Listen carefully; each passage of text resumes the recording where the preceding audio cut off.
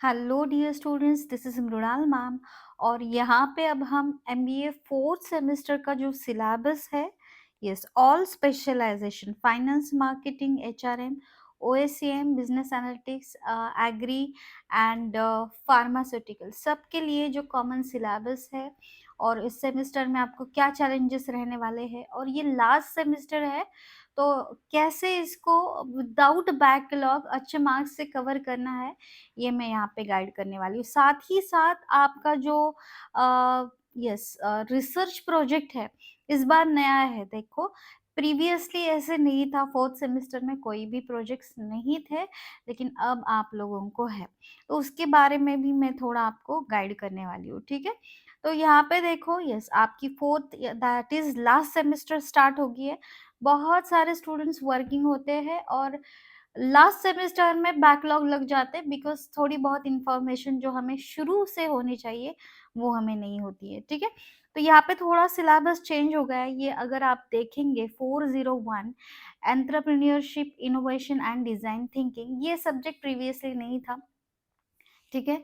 तो ये आपको न्यू आ गया है, which is compulsory to all, okay. अब इसमें सब थ्योरी ही है, इसका ज़्यादा टेंशन नहीं लेना है, लेकिन थ्योरी भी बहुत डिटेल में है, ठीक है? तो लास्ट मोमेंट पे कर सकते हैं, लेकिन एट लीस्ट मतलब इंटरनल्स में थोड़ा स्टडी करो, एक्सटर्नल के लिए 1-2 दिन उसके लिए रखो, ठीक है? मैंने देखा है सिलेबस ईज़ी है, ठीक है? लेकिन hard to remember because many things are there, बहुत डीप में है आप लोगों को, ठीक है? अब दूसरा सब्जेक्ट जो है 402 ईपीएम, एंटरप्राइज परफॉर्मेंस मैनेजमेंट, ये सब्जेक्ट मैं आपको पहले ही बता देती हूँ, इसमें बहुत ज़्यादा बैकलॉग लगते हैं। क्यों लगते हैं?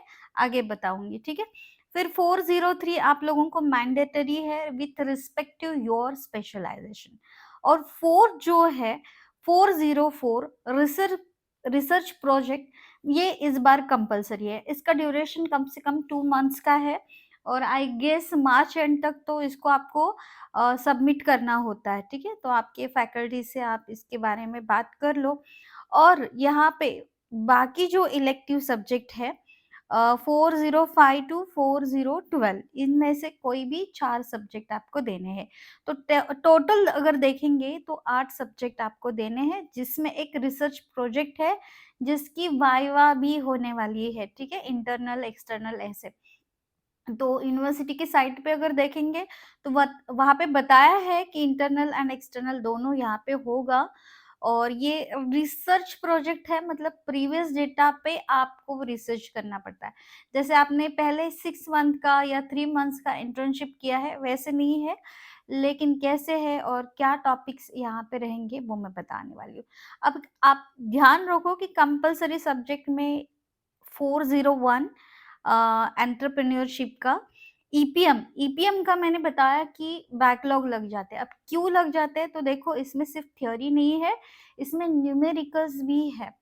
कभी 10 कभी 20 मार्क्स के आते हैं, लेकिन बहुत सारे स्टूडेंट क्या करते हैं, वो रिलाय होते हैं थ्योरी पे। थ्योरी थोड़ी चैलेंजिंग है। चैलेंजिंग मतलब वर्ड टू वर्ड तो हम नहीं लिख सकते, लेकिन मैंने इस ऐसे एक्सपीरियंस किया है, आप लोग आपके सीनियर से भी पूछ सकते हो कि न्यूमेरिकल को अटेंड जिन्होंने नहीं किया है, उनको बैकलॉग लग जाता है, ठीक है? तो ये कभी-कभी 10 या 20 मार्क्स का आता है, कभी-कभी आता ही भी नहीं, लेकिन अगर आपने रेशो देखा तो 99% क्वेश्चन पेपर में इसका न्यूमेरिकल आया ही है, ठीक है? तो इन दोनों के नोट जो है टेलीग्राम चैनल पे अवेलेबल करवा दिए हैं। ईपीएम का थ्योरी का अलग से चैनल है, न्यूमेरिकल का अलग से चैनल है। तो अगर समय मिले तो अभी से शुरुआत कर दो। चैनल पे आपको 2 मार्क्स के, 5 मार्क्स के, 10 मार्क्स के, ऐसे इस बार मैंने नोट्स आपको I will going to provide you. अब देखेंगे रिसर्च प्रोजेक्ट का फॉर्मेट और क्या टॉपिक्स आपके अकॉर्डिंग टू स्पेशलाइजेशन आप चूज़ कर सकते हैं, ठीक है? अब यहाँ पे देखो, ये सिंपल सा फॉर्मेट है, ओके। और this is the guideline, this are the guidelines provided by the university की कैसे आपको करना है। इसकी आपको ब्लैक बुक भी बनानी है और आई गेस यस स्पाइरल वाला भी चलेगा, तो ये आपको अपने अपने इंस्टीट्यूट से पूछ के लेना है। रिसर्च में पहले उसका title, name of the student और किसके गाइडेंस के अकॉर्डिंगली आपने किया है वो, फिर आपका जो इंट्रोडक्शन है वो देना है, फिर स्टेटमेंट ऑफ द प्रॉब्लम। तो यहाँ पे ऑलरेडी जो प्रॉब्लम्स है फेसिंग बाय बिजनेसेस और फर्म्स, ये आपको देखना है।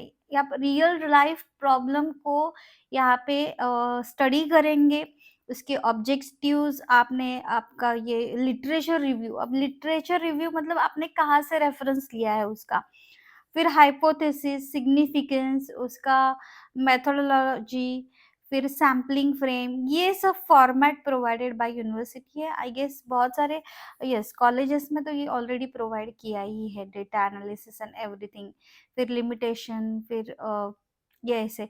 तो max to max 50 to 60 slides या पेजेस का ये प्रोजेक्ट आपका रहेगा, जहाँ पे आपको primary and secondary data along with I guess 100 लोगों के साथ आपको मतलब क्वेश्चनरी को सेंड करना है, फिर उसका एनालिसिस करना है, फिर आपको रिपोर्ट बनाना है, ठीक है?